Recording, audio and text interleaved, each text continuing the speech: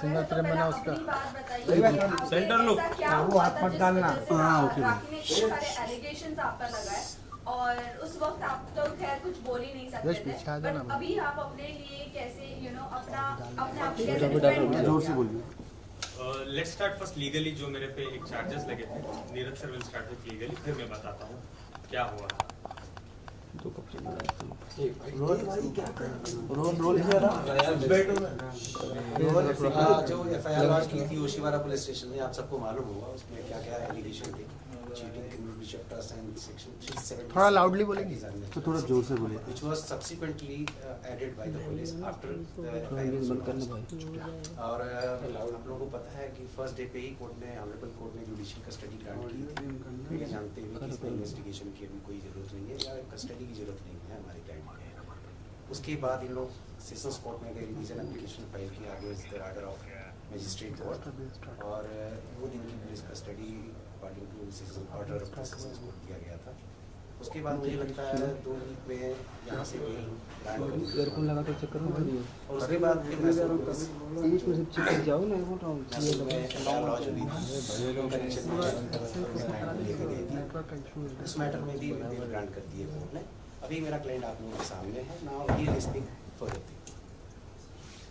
अच्छा, आप लोग मुझे ये चीज़ बताओ, जो मेरा एक लास्ट जो मेरा वीडियो बैठ था जिसमें मैंने क्लियरली कहा था कि मुझे 2 दिन देना आपको। Do you remember? मैंने कहा था लास्ट 2 दिन देना, मैं आके सब कुछ सच सच बताऊंगा। तो मुझे क्या पता था कि राखी और मीडिया को ये भी कंटिन्यूसली कह रहे थे कि मैं आप सबके पैर पड़ती हूँ कि आदिल को मत खड़ा करो आप। एक्चुअली हुआ क्या था, how I was framed in this, मैं आपको बताता हूँ। सबसे पहले let me introduce my self.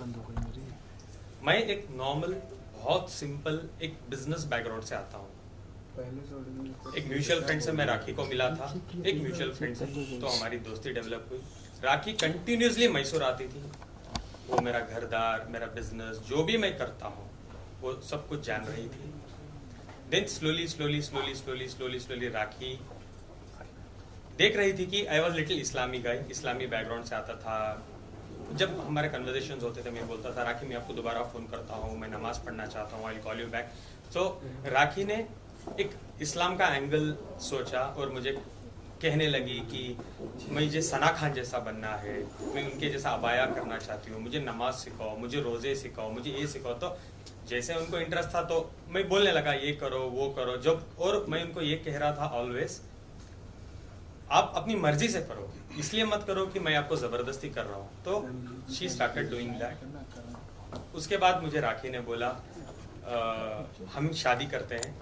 तो मैंने क्लियरली राखी से कहा नहीं राखी, 1-2 साल हम वेट करते हैं, मैं आपको क्या ही जानता हूँ कि मैं आपसे इतना बड़ा डिसीजन शादी कर दूँगा।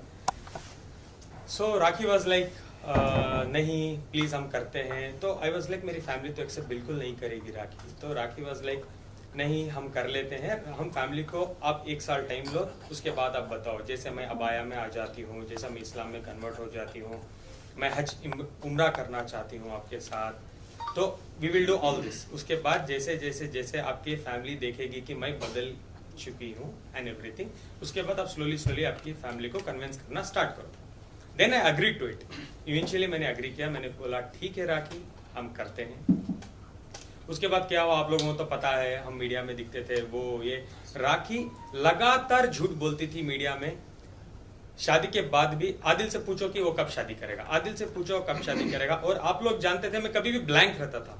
Do you remember? मैं ब्लैंक रहता था, मैं कुछ जवाब नहीं देता था। क्यों? मैं इतना कट और साफ झूठ कैसे बोल सकता हूँ जब मैं शादीशुदा हूँ और मैं बोलूँ कि मैं करने वाला हूँ, मैं कल करूंगा या परसों करूंगा। सलमान खान ने कॉल किया है, सलमान भाई कन्यादान करना चाहते हैं, बिग बॉस के अंदर कन्यादान करना चाहते हैं। This was all she started doing with me. Then slowly क्या हुआ, कुछ चीजें हुए, वो सब आपको तो पता है। मैं लास्ट में बोलता हूँ कि मुझे क्यों। लास्ट दिवाली राखी गई थी दिवाली के एक शो में विच इज इन लंदन।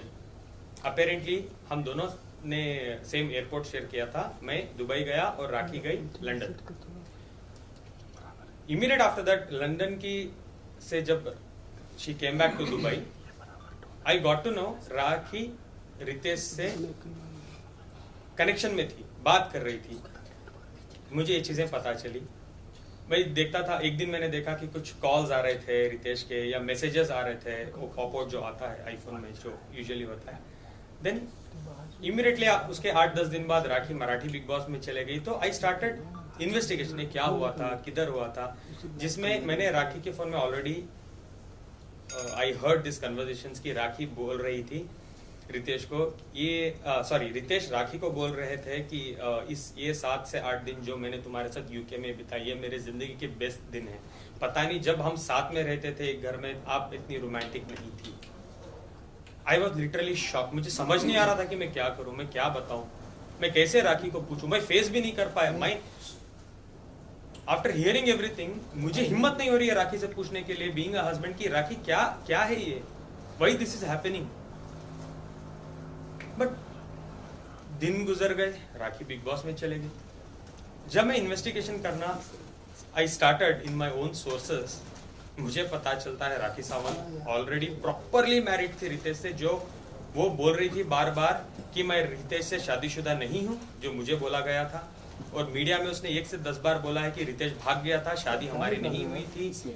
और शायद ये भी कहा था कि रितेश की पहले शादी हुई थी, ये मुझे पता चला, इसलिए वो ये ड्रामा।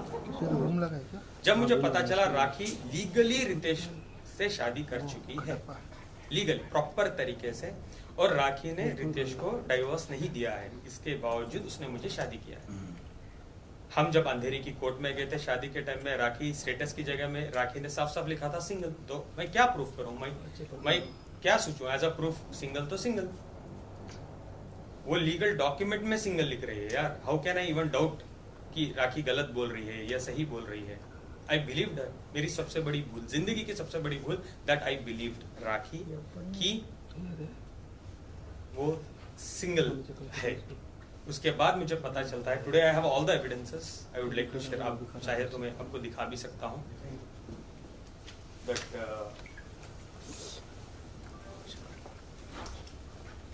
कौन सा खराब हो खराब नहीं ये दिखाई ये सब एक कॉपी है क्या प्रेस के लिए आपके पास? एवरीथिंग है ना, तो प्रेस अब बाद में दे दीजिए, क्योंकि यहाँ वैसे भी दिखा दीजिए रैंडम दिखा रहा हूँ। हाँ ऐसा ये सब दिखा दीजिए। एक मिनट आदिल भाई, आदिल भाई इधर दिखाओ, Adil center. I will share this, किसी को भी नहीं मिल रहा है, I will also share this. जी जी जी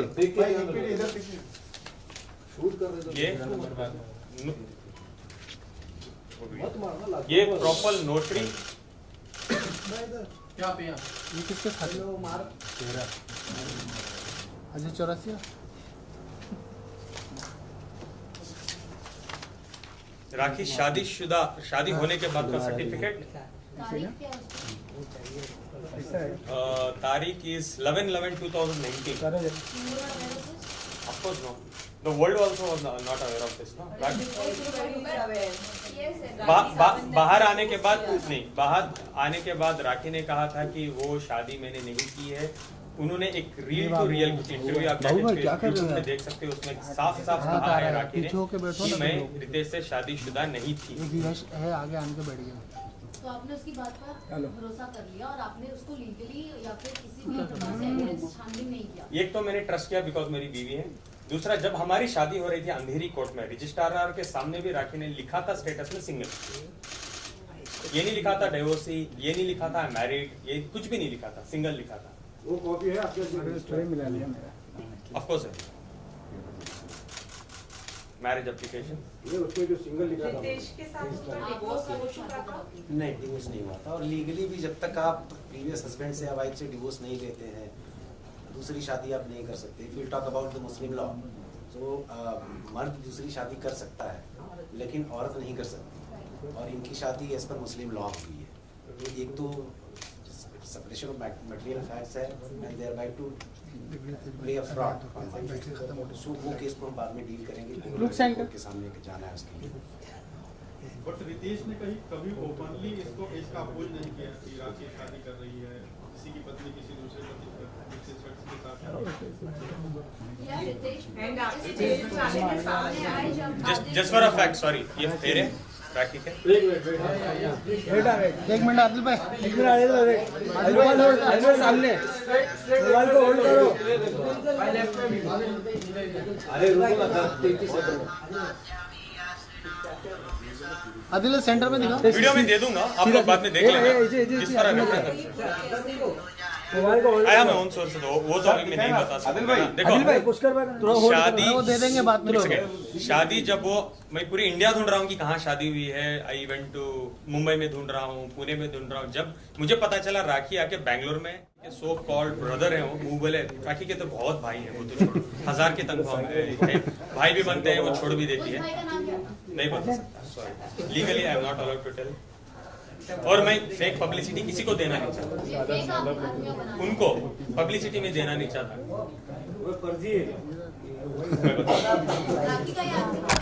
ऑफ कोर्स, बहुत अच्छे दोस्त हैं और वो बहुत सारे मैसूर के वीडियोस में अवेलेबल हैं राखी के साथ, जो उनको सपोर्ट कर रहे हैं। हम आपको न्याय दिलाएंगे, सबसे पहले मुझे दिला दो न्याय, उसके बाद राखी को दिलो।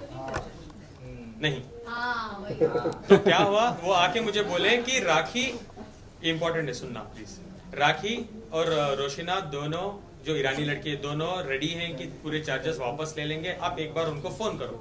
मैंने कहा सच में बोल रहे हो आप? उन्होंने बोला हाँ, वो बिल्कुल आके कोर्ट में खड़ के ये बोलने के लिए तैयार है कि आदिल निर्दोष है और हम ये चार्जेस वापस लेंगे या वॉट एवर इट इज। तो मैं बहुत खुश हो गया। मैंने वहां से फिर सबसे पहले मेरे एडवोकेट को कॉल करके बोला क्या ये हो सकता है? उन्होंने बोला हाँ, अगर वो आके बेल के दिन में बोलते हैं तो हम बहुत अच्छा होगा, केस भी आपका रद्द करवा देंगे, हम ट्राई करेंगे कि रद्द हो जाए। तो मैंने सबसे बड़ी गलती क्या की, जेल के सुपरिटेंडेंट के पास मैंने रिक्वेस्ट किया। जेल में एक्चुअली फोन कॉल सिस्टम होता है, एक्चुअली होता है, मैसूर में है ये, मैसूर में है, हर दूसरे दिन हम कर सकते हैं। लेकिन वो देने से पहले वो फोन करके उन आगे वाले को पूछते हैं क्या आप बात करना चाहते हो, वो परमिशन देते हैं, वो बोलते हैं हाँ हाँ हम आदिल से बात करना चाहेंगे, तो वो कनेक्ट करते हैं, मैं बात करता हूँ। राखी जी मेरे से 10 मिनट बात करती है और ईरानी गर्लफ्रेंड जो लड़की को भी लेते हैं, कॉन्फ्रेंस में लेते हैं, सो कॉल्ड गर्लफ्रेंड करके तो एफआईआर दिया था ना, इसलिए एफआईआर में तो वही लिखा था। एक्चुअली आप लोगों ने इतना रिपीट कर दिया ना। तो प्रॉपरली उन्होंने बात कर रहे थे फोन में, तो properly they were talking to me कि क्या हुआ, छोड़ो, हम चाहते हैं ये रमजान का महीना है, आप बाहर आ जाओ, आप ईद आपके पेरेंट्स के साथ गुजारो, हम बिल्कुल चाहते हैं आप बाहर आ जाओ। I was very happy. तो मैंने कहा ठीक है 12 तारीख को मेरी डेट है, आप आओगे? बोले कि हाँ हाँ हम लोग आने वाले हैं। मैंने डिस्कनेक्ट किया, दोबारा मैंने वकील को कॉल करके बोला, उन्होंने बोला ठीक है 12 तारीख को आ रहे हैं, वेल एंड गुड। 12 तारीख एंड ऑफ द डे आ गई, 7 दिन बाद थी 12 तारीख। आई वॉज सो एक्साइटेड, जितने भी मेरे कपड़े वपड़े जो भी मेरी चीजें थे I collected in a bag, मैंने तैयार रखा बिकॉज मेरी रिहाई का टाइम है। 12 तारीख को शाम को मैं जाता हूँ, मेरे वकील को कॉल करके बोलता हूँ, मुझे पता चलता है मेरा वकील मेरे पे चिल्ला रहे हैं और बोल रहे हैं तुम पागल हो क्या, तुम वो हो, तुम ये हो। बोल रहा हूँ क्या हो गया? बोल रहे हैं वो लोग आए थे, जो लड़की है ईरानी लड़की वो आई थी, लेकिन उसने ने बयान दिया कि उसने तुम्हारे पे एक एडिशनल एफआईआर किया है सेइंग कि आदिल फोन इस नंबर से फोन करके मुझे थ्रेट कर रहा है, मैं बाहर आके मारूंगा, कुचल दूंगा, जान से मार दूंगा। एक और एफआईआर मेरे पे लॉन्च होता है। जैसे वो नेगेटिव रिपोर्ट देते हैं जज को कि आदिल को आप बेल दे सकते हो, रिपोर्ट नेगेटिव है, जज साहब बोलते हैं ये तो ठीक है, लेकिन उन्होंने ये फोन किया है, ये इस ग्राउंड्स पे मैं बेल नहीं दूंगा, प्लीज आप हाई कोर्ट जाओ। Without any evidence?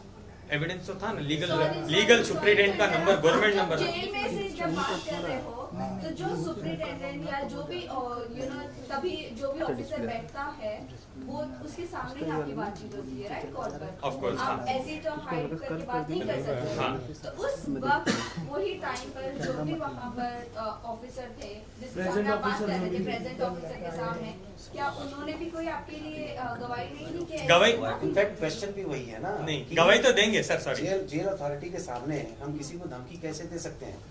सबसे बड़ा सवाल यह है कि जेल अथॉरिटी हमको अलाउ ही नहीं करेगी।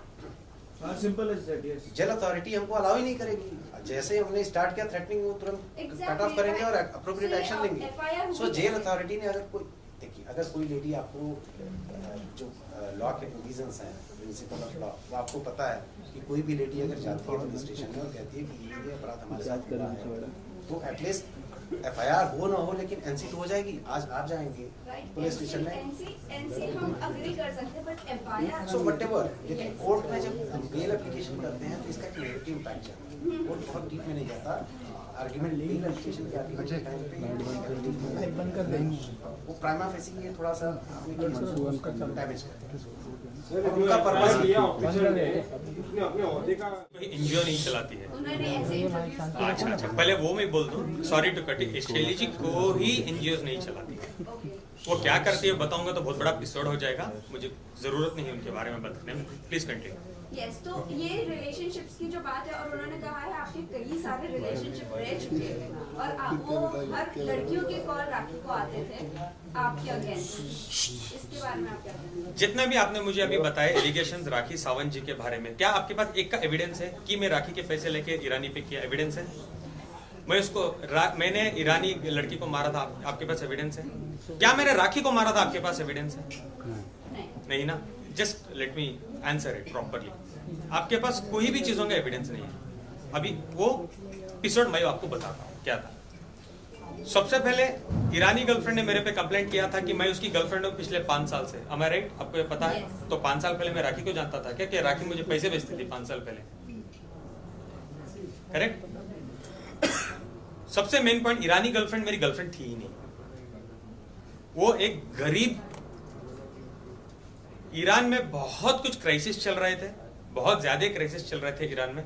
उस टाइम में मैं उसको मिला। मैं ईरानी कम्युनिटी के साथ बहुत जुड़ा हुआ इंसान हूँ। I was also a president for Irani community in Mysore city. इस तरीके से मैं उसको जुड़ा। 6-7 महीने में उसको जानता था। एक फाइन डे मुझे कोलंबिया एशिया हॉस्पिटल मैसूर 2018 में मुझे कॉल आता है, पता चलता है कि वो लड़की एडमिटेड है, तुम्हारी दोस्त है वो एडमिटेड है। मैं जाके फौरन जाता हूँ एज अ दोस्त या ह्यूमन बीइंग में जाता हूँ और मैं पता करता हूँ क्या होता है। She had committed suicide by eating clonazepam tablets 20। जो भी मैं कह रहा हूँ प्लीज आपको डाउट है तो इस लास्ट के बाद बोलना आदिल पूरे एविडेंस चाहिए। I have every evidence. जो एविडेंस मेरे पास नहीं है मैं उसके बारे में बात ही नहीं करूँ। आप प्लीज उसको झूठ भी कंसिडर कर लें अगर मैं नहीं दूँ। ये सारे एविडेंस हमने मैसूर कोर्ट के सामने दिखाए और एक कॉपी में दिखाऊंगा भी। 20 कोलोनाजिपम खा चुकी थी। मैं जाके पहुंचा, मैं उसको अंडरस्टैंड किया कि क्यों ऐसा किया तुम तो मुझे 2 दिन पहले मिली थी मेरे आइसक्रीम पार्लर, मेरे रेस्टोरेंट में। I had a very nice restaurant in Mysore उस टाइम। तो मुझे उसने बताया कि ईरान के क्राइसिस चल रहे थे। वो सच था, ईरान के साथ क्राइसिस चल रहे थे। उसकी माँ बीमार थी और उसके फीस 1 साल से पेंडिंग थे कॉलेज में, और उसके रेंट्स उसके जहाँ रहती थी वहाँ 6 महीने से पेंडिंग थे। तो पूरा मिला के फाइनेंशियल्स उसके सर पे आ गए थे। घर वाला बोल रहा था घर छोड़ दो, कॉलेज वाले बोल रहे थे वी विल रेस्ट्रिकेट यू। तो उसने ये स्टेप लिया। आई प्रॉमिस्ड हर दैट टाइम कि रोशिना आज के बाद जो भी आपकी एक्सपेंसेस है नेक्स्ट 14 मंथ्स के लिए, जब तक आप इधर हो मैं देखूंगा, आपके कितनी भी फीस पेंडिंग है मैं भर दूंगा, प्लस तुम्हारे माँ के ट्रीटमेंट्स के लिए। तब उस टाइम में सिचुएशन ऐसी थी मैं थोड़े पैसे भी अगर इंडिया से भेजूं तो बहुत बड़ी रकम हो जाती थी ईरान में। मैं पैसे भेजता था, उसका रेंट भरता था। क्लोज टू मुझे लगता था मैंने 20 लाख रुपए खर्चे हैं जब मैं अंदर बैठा था, जेल में बैठा था। अब जब मैं बाहर आया, जब मुझे कोर्ट में डॉक्यूमेंट सबमिट करने थे एक्चुअली बेल के बाद, जब मेरा ट्रायल स्टार्ट होगा, तब मुझे पता चला कि मैंने 31 लाख रुपए उस पर खर्चे हैं आज की डेट तक, लास्ट दिसंबर तक। 1 सेकेंड, 31 लाख रुपीज मैंने ऑलरेडी खर्चे थे ईरानी लड़की पे। वो मेरी दोस्त नहीं थी। मैं एक हमदर्द बोल सकते हो आप। हाँ, अब ये भी बोल सकते हो कहीं एक पॉइंट पे मुझे उस लड़की पे थोड़ा सॉफ्ट कॉर्नर भी था। आप उसको गर्लफ्रेंड नहीं बना सकते। अगर वो मेरी गर्लफ्रेंड होती, जो स्वभाव मैं रखता हूँ, जो नेचर का मैं लड़का हूँ, इसमें ये भी बोलूंगा कि when it comes to girl मैं बहुत अच्छा हूँ, बहुत रेस्पेक्ट करता हूँ।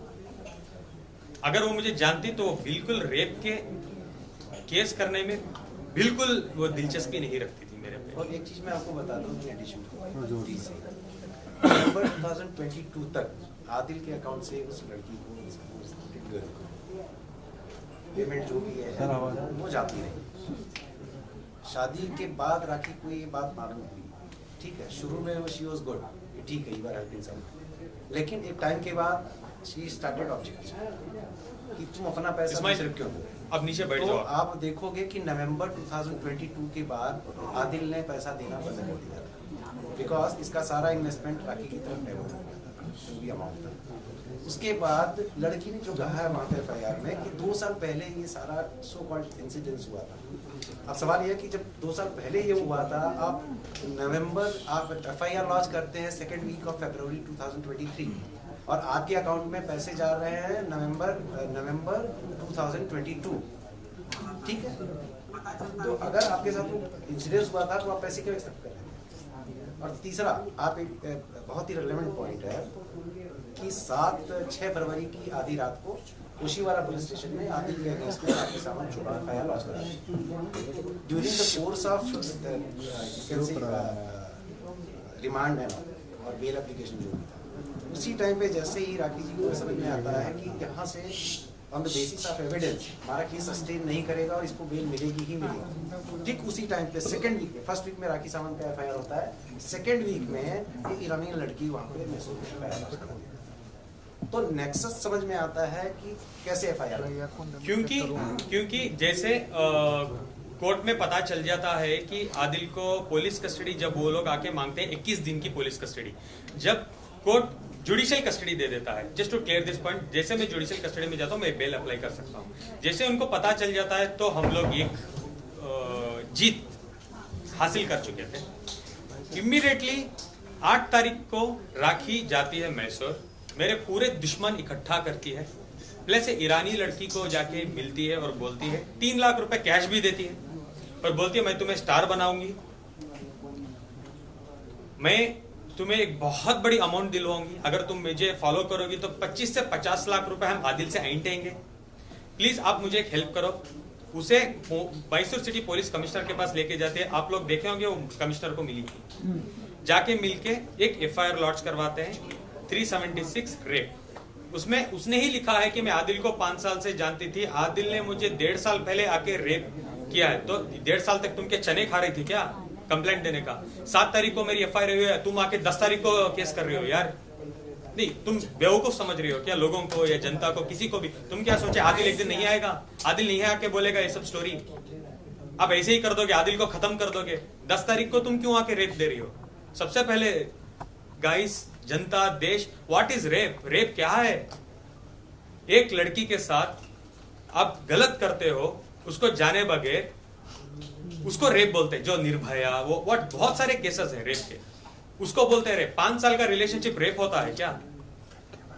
सॉरी मैं थोड़ा गुस्सा हूं बिकॉज ईरानी लड़की के साथ आपके रिलेशनशिप, एक सेकेंड तो ये भी होता है कि इट इज ऑल्सो इम्पोर्टेंट। मैं 10 बार बोल रहा हूँ दोस्त है अब दोबारा लेकिन आपने रिलेशन का मतलब संबंध होता है, उसको वाइड एंगल में देखिए। टेबल मत हिला। 31 लाख रुपए आपने उस पर खर्च किए, राखी ने उसे 3 लाख दे दिए और वो मान गई।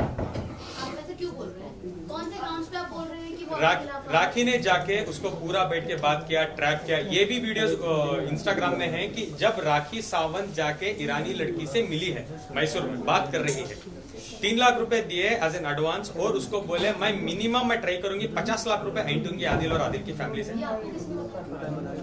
बाहर आने के बाद मेरे बहुत खास दोस्त भी ये चीजों में शामिल थे, वो जानना चाहते थे कि क्या हो रहा है एक्चुअली। 2 लोगों के बीच की एक मिनट मैं बोल देता हूँ नहीं, 2 लोगों के बीच की बात की थी। राखी, मेरे थोड़े दुश्मन भी हैं उसमें, और मुझे जेल में मेरे 1-2 दुश्मन को, जो राखी के 2 भाई हैं मैसूर जेल में, वो अंदर भेजती थी मुझे बात करने के लिए, और वो मुझे खुद बोलते थे देखो आदिल ऐसे तो तुम बाहर नहीं आओगी, ऐसे तो तुम्हें सजा हो जाएगी, तुम एक काम करो, एक 50 लाख की डिमांड है, छोड़ो 50 कहां से तुम भी दे सकोगे, अंदर बैठे हो, चलो एक 25 लाख रुपए में क्या मैं बात करूं।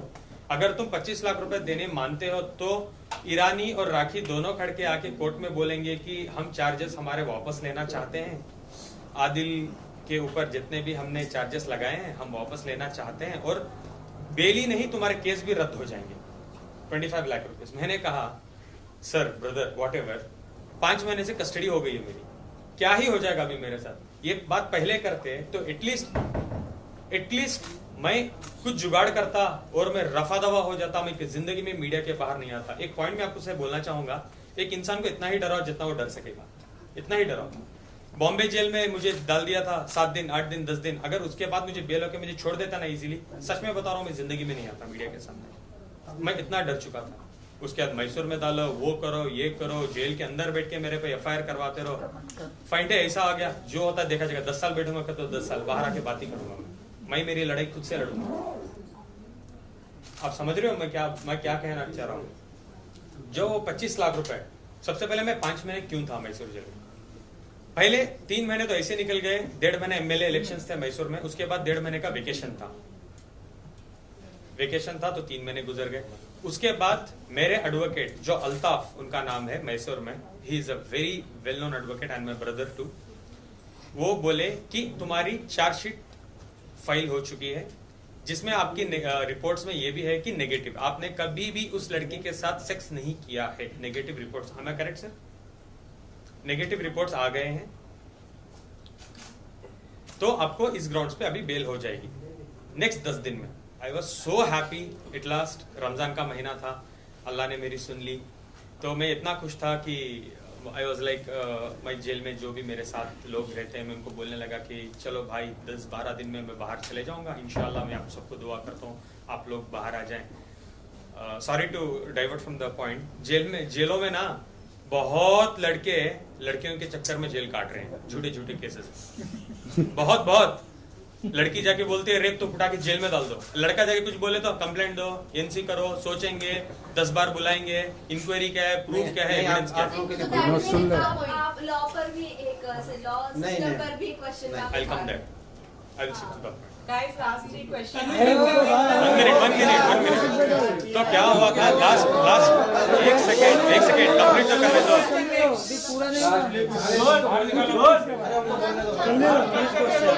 अब रेप का करते हैं तनु पे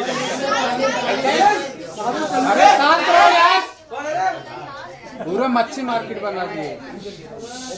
चलिए शुरू कर। तो लास्ट 10 दिन थे मेरे, तो मेरे वकील बोले बहुत अच्छी बात है, अभी तुम्हारी बेल हो जाएगी, अब तुम बाहर आ जाओगे, तो वो हो रहा था। उसके बाद क्या हुआ, सडनली एक बंदा आते हैं जेल के अंदर। देखिए क्या होता है ना कि लास्ट बहुत सारे क्वेश्चन। मैटर ऐसे हैं कि जांच करने के लिए राखी जी तो इतना सेंसेशन भी कर देती है कि वो जांच का पहले तो FIR ले लेगा, वो तो FIR होने से पहले आके मीडिया के साथ खड़ी हो जाती है, देखो मैं आदिल पे क्या कर रही हूँ, आदिल मुझे डांट रहा है, गाली दे रहा है, मार देगा। वो भी क्या करेंगे ऑफिसर्स। तो NC करने के बाद FIR क्यों किया, उन्होंने एक प्रॉपर नंबर दिया था, गवर्नमेंट का नंबर, सुप्रीडेंट का नंबर दिया था और कहा था FIR। यही तो मैं बार बार बोल रहा हूँ, लड़कियों के लिए इतना अच्छा लॉ बना के रखा हुआ है हमारे संविधान में, पहले FIR बाद इंक्वायरी।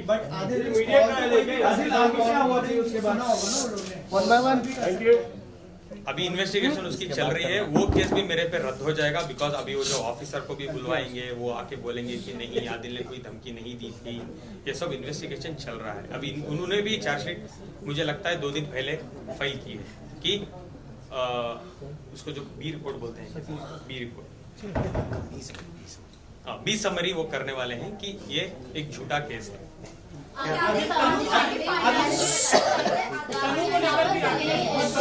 आराम से एक जन बोलो।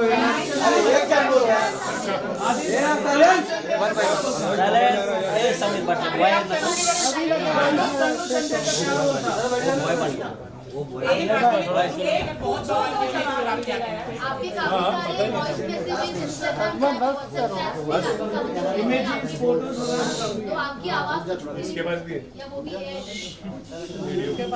सबसे पहले तनु चंदल की जो आप मुझे सवाल पूछ रहे हैं, हाँ मेरी दोस्त है, हम एक प्रोजेक्ट में साइन थे, हम एक प्रोजेक्ट साथ में कर रहे थे, कास्टिंग डायरेक्टर में हमने साइन किया था, हम रिहर्सल्स के लिए मिलते थे, ये सब था।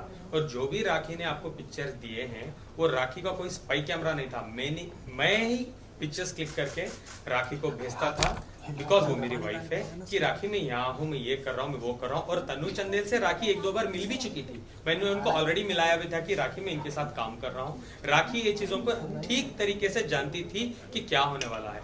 राखी ने इसको प्रॉपरली ऐसे पोर्ट्रे किया कि आदिल की गर्लफ्रेंड है चन्नू चंदेल और व्हाटएवर, और उसने मीडिया में डाला और व्हाटएवर शी डिड। क्यों? जब मैं था तब करना था ना, जेल में भेजने के बाद तुम ये क्यों कर रही हो, फ्रेम कर रही हो।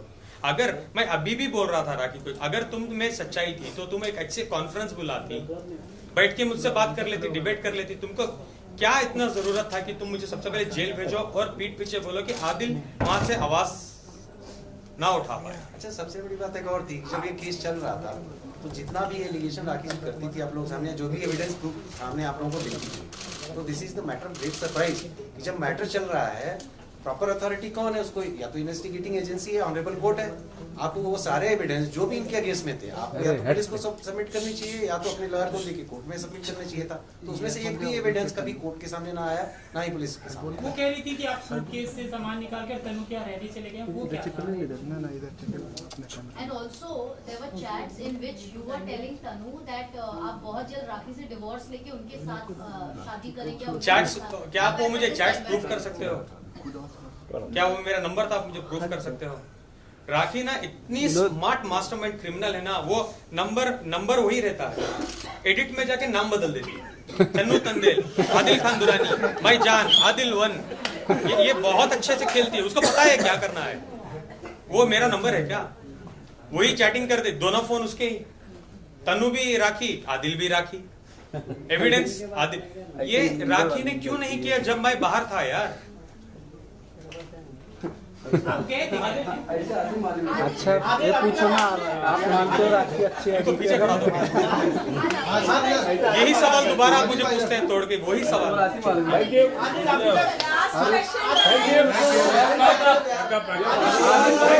आदिल